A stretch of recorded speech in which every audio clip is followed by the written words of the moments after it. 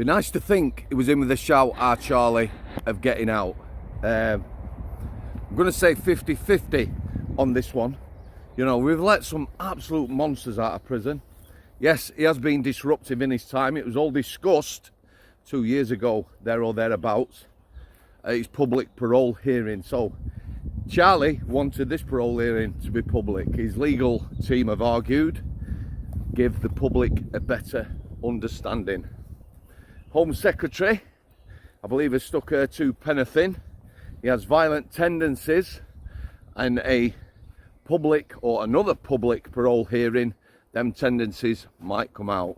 Not quite sure what that's about. Anyhow, for me, Charlie's parole is about what the prison service have done since the last one.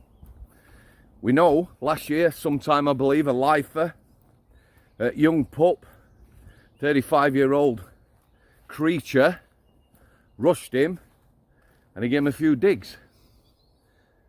That in itself is enough to knock him back on his parole. It really is. Should it?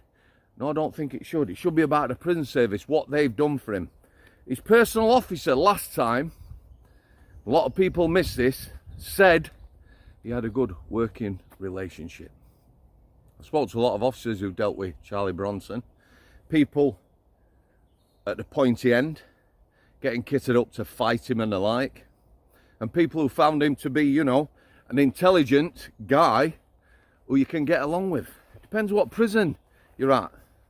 You know, Liverpool prison, I knew a really, really decent prison officer, no longer with us, sadly, Mr. Haig. Well respected and well liked. He worked with Charlie, no problem at Liverpool. These nicks, where Charlie Bronson will have turned up, and there'll be a team waiting. Biggest and hardest, or smallest and hardest. Size isn't everything. To hand out beatings, as other prisoners have found out. He's at Woodhill. When he arrived at Woodhill last year, it was then deemed by our Charlie, Chief Inspector of Prisons, to be the most dangerous, violent prison in the country. So they moved him to Woodhill. It's about what they've done, what unit he's been on. Have they tried to help him reintegrate, you know? Maybe on a unit with people he could socialise with. I don't know. But like I say, I think it's last chance saloon. His mum is getting on. This one might well finish him. He got a life sentence round about the millennium. Took an art teacher at Hull hostage. Again, I spoke to two people, either side, or different thoughts, prison officers on that. One who got kitted up, said it could have been prevented. They knew something were going on. The art teacher came on the unit. They knew Charlie weren't happy with him. Staff vacated the premises, and we have an ongoing hostage situation. Gold Command opened.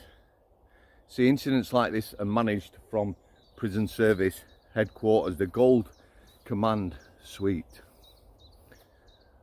You got a life sentence for that with a minimum of 4 years tariff. So that was round about the millennium. So he's 20 years over tariff on that now. I understand his history, governors, you know, took one of his own legal team and the like. But like I said, we have let far worse out. We've let people out who've killed in prison.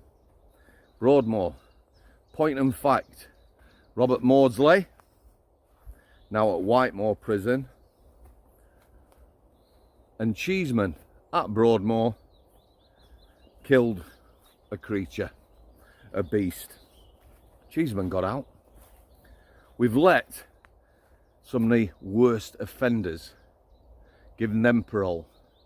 You know, them that harm children and the like. There's one probably due out quite soon. Used to be head of security, or the security principal officer at Monster Mansion, Wakefield. He committed some horrendous acts against women. If he hadn't been caught, which is a pure fluke, he'd probably still be at it now. So again, 50-50. But for me, it's about what the prison service have done. Have they helped him in any way? Because that's what it was about, weren't it? No one wants him getting out. He don't know how to use a mobile phone. Things have changed. That applies to everybody else who's been in long term who has got out. But we still let them out.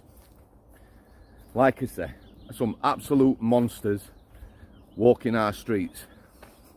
I'm quite sure if he got out, Charlie, you know, see his mum, take him off somewhere, coast, bungalow, walks on the beach, painting, that sort of thing, I'm sure it'd be no bother. We'll have to wait and see, won't we? But again, it's behind closed doors. And yeah, not hopeful. I'm just gonna leave it there, guys. What are your thoughts? And like I say, I've spoke to prison officers, both sides. Both have had dealing with him when he's been on one, and people who've dealt with him, and he's been quite civil, intelligent man.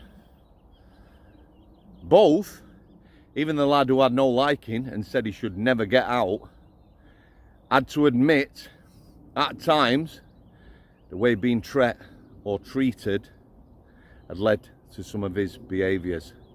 Done some mad, crazy stuff. Brian, thanks for your continued support, guys. We need to stand together, stand side by side now. This government seems fit to reward the world, spend our cash, and basically give everyone an easy time and freedom in this country of ours, other than the people, British citizens, people who work, people who pay taxes.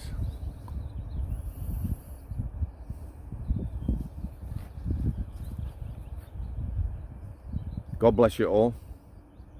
Thanks for coming. I'll see you.